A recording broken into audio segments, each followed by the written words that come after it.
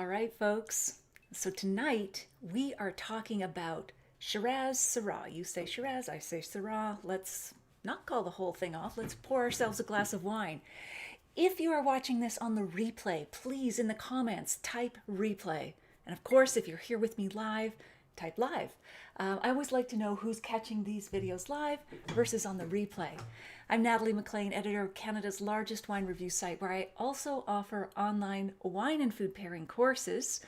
And you can join me in a free class at nataliemaclean.com/class. Now I'm going to head over to Facebook and see if Mark Zuckerberg is liking our broadcast tonight and all the tech things are working. Looks like it. Yay! Can never be too sure, but okay, cool. Now let me mute myself because we don't need me in stereo, that's for sure. Hello, Mary Lynn. Hi. Now you told me how to pronounce your second name, Mary Ellen. Remind me. I want to say it correctly. You've been such an active member in our private student Facebook group. I really am loving your posts. Lori Sweet is here, Darren is here, and John is here. Hello, folks. So remind me where you're logging in from. If you're here with me now, what's in your glass? Do you have a Shiraz or a Syrah with you tonight? It's okay if you don't. What is in your glass if not? And also tell me, what are your favorite Shiraz or Syrah based wines? That can be a standalone wine based on Shiraz or Syrah only. That's what we call a varietal. Or it can be part of a blend. Often Shiraz or Syrah are part of blends in many countries, from France to Australia and so on. All right. Mary Ellen. Okay, gotcha. Mary Ellen. Very pretty. All right. And Lynn is here. Lynn and Tom. Hello, everyone. Hello to you too, Lynn and Tom. All right, guys. So let's kick this off. Who is a fan of Shiraz or Syrah? Give me a yes or a no in the comments. Shiraz, Syrah, love it, leave it. Okay, yes, no. I'd love to know what your thoughts are. Okay. Mary Ellen and I are having this. Gail Johnson is here from St. Catharines. You're having this. Did you mean to post a picture there, Martin? Hello, hello. And Lori, truthfully, these are not my favorite. I hope to get some recommendations tonight. Hello, Adam from Lunenburg. Oh, it's so nice to see you here in the comments, Adam. Adam's a sommelier who, remind me, get me up to date here, Adam, where you're at. I know you were an owner of a restaurant. How is that going? If that's what you're still doing, because I can only imagine how tough the lockdown must have been on you, Adam. Holy smokes, I hope you're doing well, you and your family. Okay, Thalia or Thalia, yep. So that's a Greek Syrah, and it's got a native Greek grape in the blend, and we're going to talk about it. Christine Archer is here from Mississauga. Hello. Yes, Christine likes Syrah or Shiraz. Claire, Côte Rôtie all day. Absolutely. I have this one, which is not exactly Côte Rôtie, but it is Côte de Roussillon Village, southern France, from Charpentier. Always a good producer. So I can't wait to share these with you. You like it best, Gail says, in a GSM. So she's talking about one of the traditional blends for Shiraz or Syrah, which is GSM, Grenache, Syrah or Shiraz, and usually it's called Mourvèdre. Sometimes it's called Matero. All these grapes have alternate names, just like Grenache is sometimes known as Garnacha in Spain. Hello, Dorrit. I'm so glad you're here. And Darren says, no Shiraz tonight, but a Bordeaux blend from Ontario. But I've recently fallen in love with Aussie Shiraz. All right. Any particular favorites, Darren, from Aussie land? I have got this one, which is an excellent bargain value. I mean, just amazing. Clancy's. I think it's definitely under $15. So some really amazing deals. And we love crowdsourcing the wines here. So keep posting your favorite wines. Tell us which ones we should avoid, in your opinion, because it all helps. And as always, I'll post the links to all of the wines I'm tasting throughout this week sometime, so that you'll have the complete shopping list. So do come back here to check out the list of wines. And also, again, if you're watching this on the replay, type the word replay. I like to know who catches it on the recording versus who's here live now. Of course, if you're here live with me now, type in live. All right, so, and one more thing. Please take a moment to share. I'm sure this screen is so old and Facebook has changed all the buttons, but if you can find the share button somewhere, please share it with your friends and family. And even better, tell them why they might enjoy this. They don't have to be here live with us. They can catch this on the replay, of course. All right. So, Adam, yes, the Grand Banker Bar and Grill and Restaurant. We are surviving all the changes and getting busier each week. I am so glad to hear that, Adam. So if you all are ever in Lunenburg or you're in Nova Scotia, Lunenburg is a beautiful place to visit. It's where my aunt lives. She's my godmother, Helena. She's my right-hand woman, too, in terms of helping me with the business. Do visit Adam, all right? Tell him I sent you. At the Grand Banker, let's see, where did your comment go? There you are. The Grand Banker Bar and Grill. That has to have something to do with fishing. Of course, Lunenburg is a famous fishing village and off the banks of Newfoundland, the Grand Banks. Darren, Wakefield. You know what, Darren? I almost bought that this afternoon. I was buying some Shirazes and Syrahs this afternoon. I almost picked that one up. Wakefield from Australia is an amazing brand across their lineup of Shirazes. I posted a video on Facebook. It was quite a lengthy conversation in two parts with the master of wine who works there and the owner, Justin Taylor. The Taylor family own the Wakefield wines. All right. So Christine loves Ben Glazer Shiraz from Australia. Mary Ellen, I pulled out of our cellar Bastide Mirafour, Côte de Roussillon, 2014. Do you like it? Tom Nolan is here. I like the Wakefield wines too, especially the Cabernet Sauvignon. Yeah, I think that is their specialty.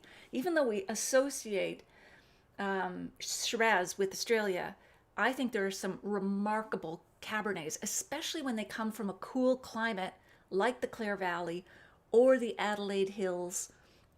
There's pockets of coolness throughout Australia, either due to altitude or the cooling influence of a body of water, the ocean.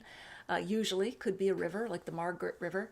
And they produce these spectacular, edgy, nervy Cabernet Sauvignons. Give that a shot next time you're shopping in the Australian section of the liquor store. Dorit says, I'm tasting Stephen Campbell's South African Syrah.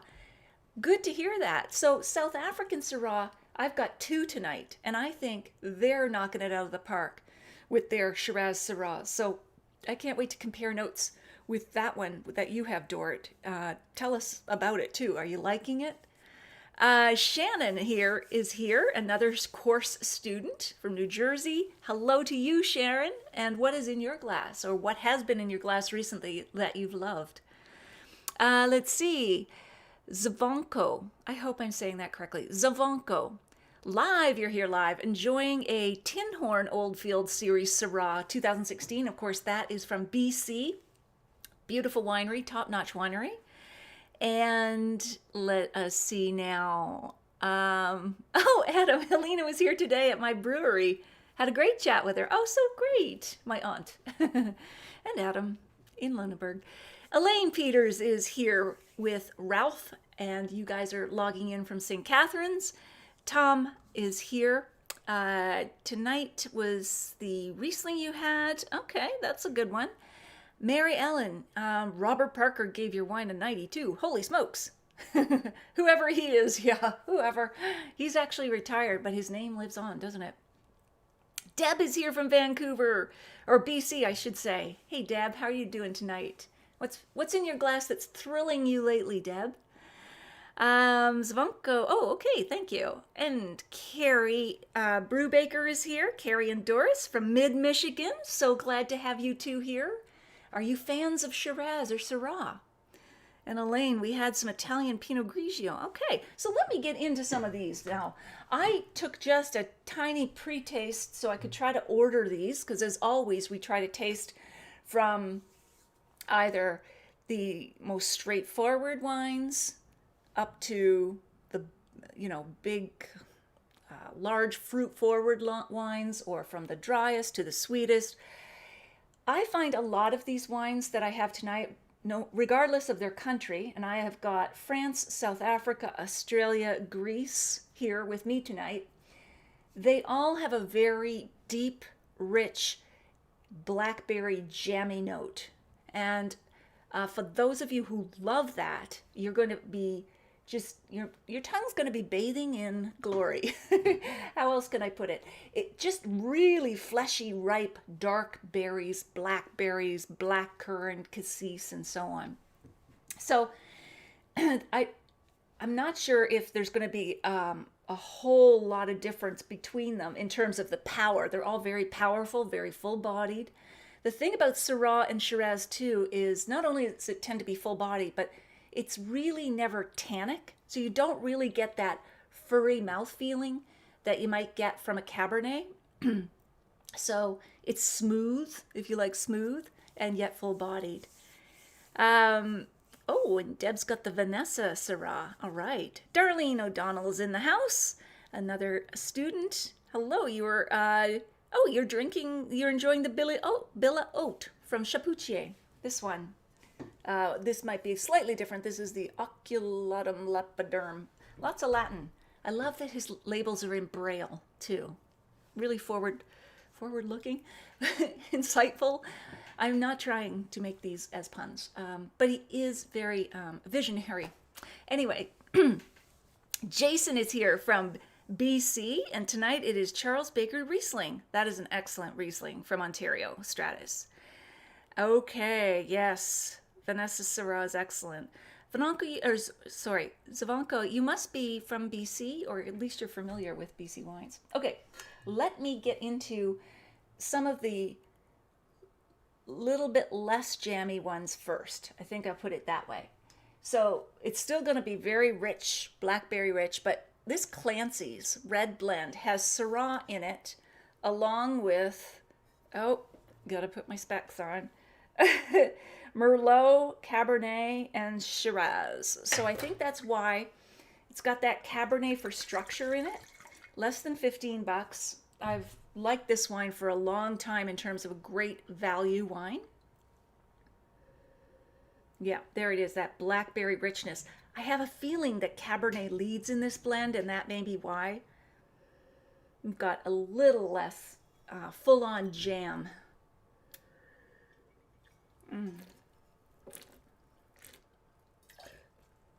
Nicely balanced, juicy, acidity. Be so good with hearty meat dishes, meat lovers pizza, tomato sauce, especially a tomato meat sauce would be divine. So darn good. Has anyone tried the Clancy's before? Clancy's blend. It's one to look for. And again, we'll put the links in the comments throughout the week. Hello, Jocelyn. I'm glad you're here with us. And Cam is also here enjoying a Wild Goose Pinot Gris. So that is BC, I believe, right? On the patio this afternoon in 33-degree heat. Oh my goodness, because you're 3 hours earlier. That's right. So it is afternoon.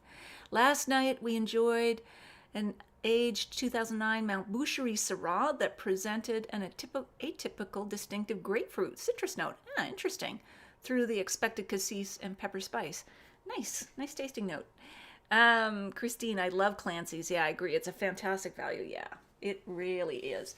So I know we're all at sort of different levels of wine knowledge, but let me just run through a few things. Of course, we know Shiraz, pronounced like pizzazz, Syrah, even though it looks like Syrah. Syrah. A lot of people say Syrah or Syrah, like more like a sear, Syrah. They are cousins. Well, they are the same grape, but Syrah tends to have more structure. And what happened is the grape was planted in different regions, and so it takes on different characteristics over time, and as it gets propagated and replanted and so on, you'll find that Syrah generally, if you're trying to compare what is Shiraz versus Syrah, Syrah tends to have more structure, meaning it has a bit more. It's not like furry mouth tannins, but it's got It's more angular. Whereas Shiraz is very round, like a satin cushion. Syrah tends to be one of those embroidered cushions, if that makes any sense. Um, so, where is it grown? Of course, southern France. The Rhone Valley is famous for it. If you look in the Châteauneuf de Pop subappellation, it can be one of 13 different grapes in the blend, but it often leads, and it's often blended in with Mourvèdre and Grenache. It's the sixth most widely planted grape on the planet. And of course, it's either standalone as a varietal wine or it is often in a blend. Um, Now, can anyone think of really, really famous examples that have Shiraz or Syrah in the blend? Okay, Jocelyn, you ran out of wine, so it's vodka. We can help you with that this week, Jocelyn. We'll provide a shopping list of links for you, so you never have to run out of wine again. And while I'm thinking of that, lists of wines, a reminder to my course students who are here with us right now, we will be moving over into the private Facebook group to do a guided tasting of Spanish, French, Italian, and Greek wines tonight. And that starts at 7:45. All right, so I'm looking forward to that, guys. And if you want to try a free wine class with me, just go to the URL below, nataliemaclean.com/class. Choose a time and a day that work for you. Alrighty. So, any famous examples? How about Chateau Beaucastel? That would be the Rhone Valley. How about Penfolds Grange from Australia? Anyone ever had the good fortune to try those wines? They are pretty magnificent. But, you know, Shiraz and Syrah are really grown around the world. We also, in Canada, there's been a number of BC Syrahs named here, name check tonight, and BC does a great job of Syrah. I believe overall it has more examples of great Syrah than does Ontario, and I think it's the warmth and the ripening that BC and the Okanagan especially can achieve with Syrah, because Syrah needs a lot of heat. That's why it thrives in southern France and the Rhone Valley that are super hot. But I do want to give a shout out to, I think, one of the best producers of Syrah in Ontario, and that would be Creekside Winery. Has anyone tried Creekside? All right. Ooh, we're getting some thunderstorms here. Hopefully the power will stay with us here. Then I won't all go to darkness all of a sudden. Okay, so let's do some more tasting. Hello, Lynn. Yeah, Lynn and Tom. Right, I can't afford Grange either. I've actually only tasted it once or twice, and that was at a winery tasting, so not on my budget. All right, so that was Clancy's. Let's go to Greece now, and some of you have Thalia, I think. So it's a blend of the Syrah and, oh my goodness, this native Greek grape I cannot pronounce. Kotsefali. This is only $10.95. Very budget friendly. And Greece is not usually known for robust reds. You think crisp, zesty whites, but the reds are not as well known because they have because of their terroir, their climate, their soils, and so on.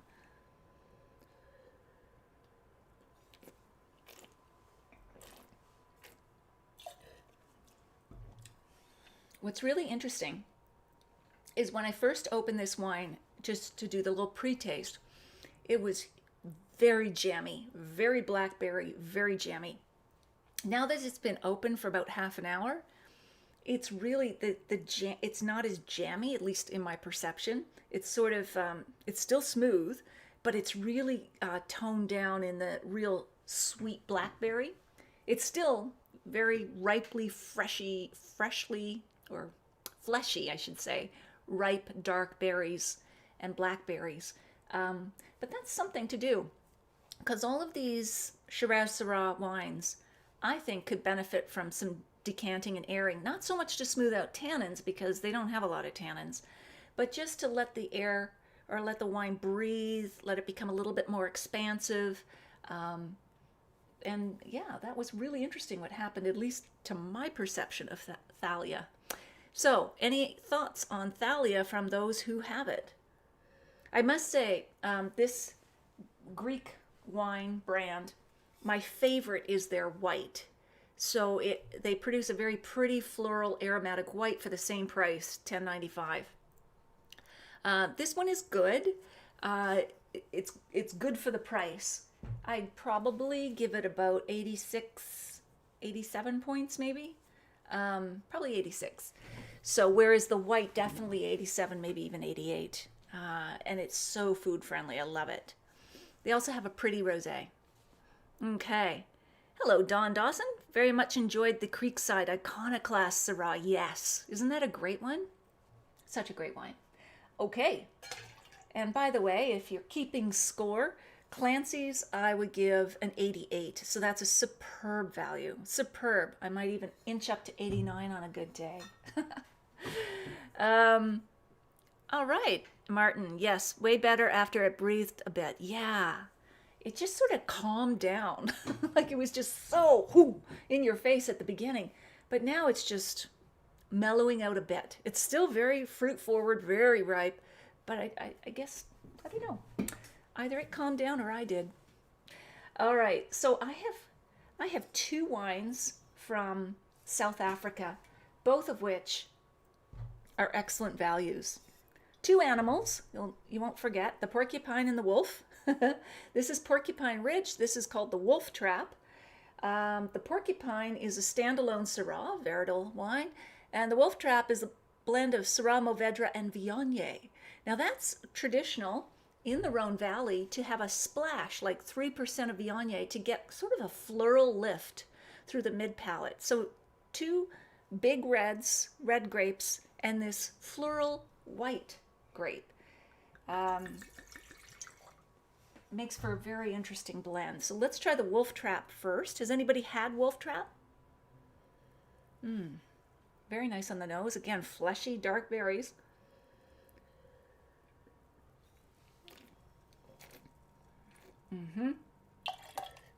Oop, some splash back here.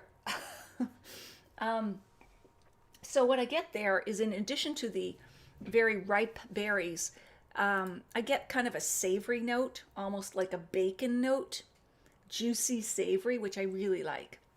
I mean, who doesn't love bacon, right? But there's some sort of meaty note in addition to all of the fleshy, ripe berries. So anyway, let me try another one. Have to be careful with that spitting. Can't be too enthusiastic here. So I would give that, I think, 89. And this and the Porcupine Ridge are under $15. Again, extraordinary values. And I think South Africa has done a marvelous job with Shiraz. I know their flagship or unique wine is Pinotage, which is a blend of Cinsault and Pinot Noir, very robust red actually. But I just tend to find their Shiraz or Syrah are often more consistent, better values, and at least more generally or widely appealing to a North American palate. Okay, Gail is my favorite Syrah blend, Coyam from Chile. Yes, Chile also does a great job. Cool. Elaine's liking the Thalia. Don Jones, I had the Wolf Trap, very good. And Deb, pretty robust and very good with game. The Wolf Trap, yes. Game meat, not wolf though. We're not eating any wolves tonight.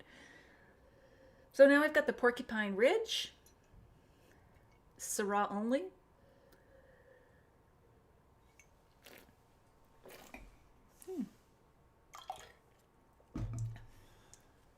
I like that. Again, savory and fleshy, right? But also a black pepper note. Love that. I love a black pepper on the nose, and then as you swallow and breathe through on the finish, that pepper note is there too. It's like putting pepper on your steak. You've got all this juicy flavor, and then you put a little top note of pepper on it. You've got the contrast, which is very tasty. All right. So let me see where we're at here. And if you are enjoying this, please just take a moment to share this video right now with friends and family. Just say, hey, some great Syrahs and Shirazes you might like to find out about and buy, on your shopping list this week. And that would be awesome.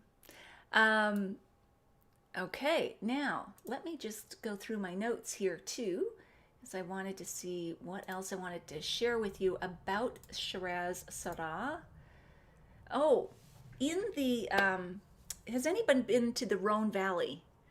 So if you go, the vineyards are filled with these flat, round rocks or stones, and they absorb heat all day, and then they radiate it at night. So that's why you get this deep, rich ripening of the grapes, because not only are they getting the sun's warmth in the daytime, they're getting the heat at night, and so they're getting very, very ripe with those deep, rich flavors, which also tends to, the riper a grape gets, the more sugar it contains.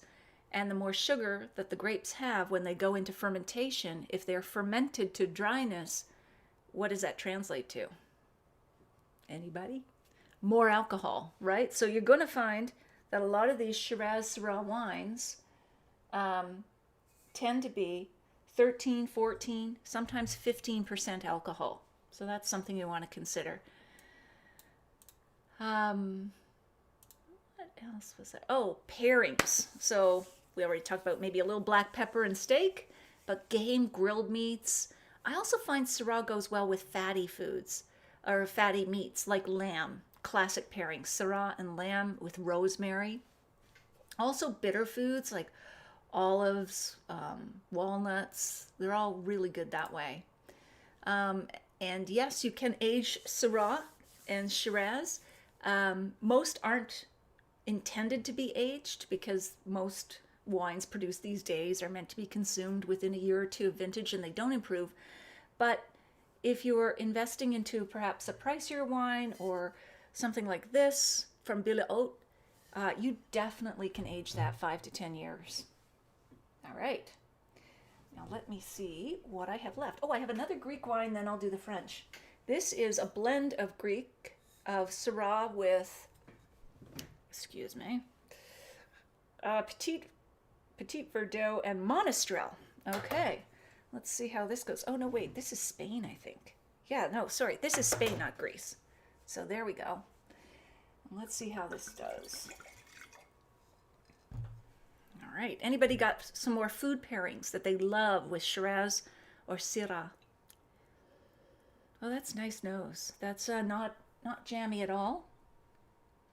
Not that jammy's bad, by the way.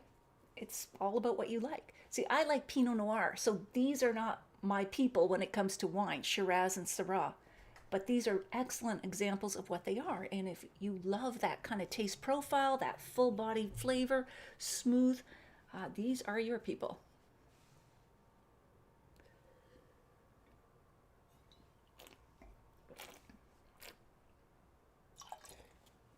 Oh, that's very nice. Elegant, balanced, good structure. I'll give that a 90, and I'll post the link. Okay. Love me Guru tapas. Classic pairing, Spanish wine with Spanish fare, tapas. I always try to age wine, says Martin, but it never happens. All right. And let me go on to Ville Haute, from Chapoutier. Chapoutier is the winery from the Rhone. Well, this is actually Côte de Roussillon Village. So let's give this a try. I always think this is a great label to give an English teacher because it's got Latin on it, right? Something erudite. Okay. So this surprised me when I did the pre-tasting. I didn't think it would be as fleshy ripe on the nose and palate as it actually was. And This is all blackberry goodness. This is diving into those satin pillows of seduction. Very juicy, fleshy. That nose just won't stop.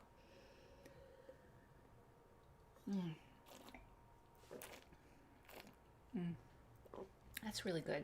Don't think I need the spit bucket. Not that I needed it for the others, but just to pace myself, right? That is excellent. Long finish. The mark of a great wine. What is the price point on that? $26.95. Not bad at all. Okay. That's quite lovely. Worth twice the price. But let's not tell the winemaker. Deb loves Bila Haute as well. Christine, speaking of Pinot Noir, will you be doing a tasting in the... Yeah, sure. We can do Pinot Noir. Absolutely, Christine. I love Pinot. It'll be an expensive tasting. I mean, with the exception of some Chilean Pinots, Connoisseur is a good one. Good bargain Pinot. They're all pricey. So I'm always sensitive to that. But of course, you don't need to have all the wines that I have. I try to get a broad selection so that, you can pick and choose and have one if you like. Let's see. Deb loves Bila Haute, yes. Mary Ellen, yeah, great idea. Yeah, okay. Lots of Pinot lovers here. The thing that Syrah and Pinot share is that smooth texture. But then they diverge. Syrah full-bodied, Pinot medium-bodied, sometimes light. Pinot has much more acidity if we're comparing them. Pinot is sort of bright red fruit. Syrah Shiraz is dark black fruit. So some interesting comparisons in terms of your own taste and profile. Well, guys, this just went like that. I want to let you know that you can subscribe to a calendar. If you're wondering when is the next tasting, we always have these every 2 weeks at 7 p.m. Eastern. There's a calendar that you can automatically add to your own calendar, whether it's Outlook or Google Calendar and so on. And it will tell you the theme of the wines we're tasting and the time so that you can put it right in there and not miss it. I will post a link to that. I'm looking for it now. Unless someone has the link, please post it. A couple of other, you're welcome, John. A couple of other things in the podcast today, Unreserved Wine Talk. I interviewed Kevin O'Leary from Dragon's Den and Shark's Tank.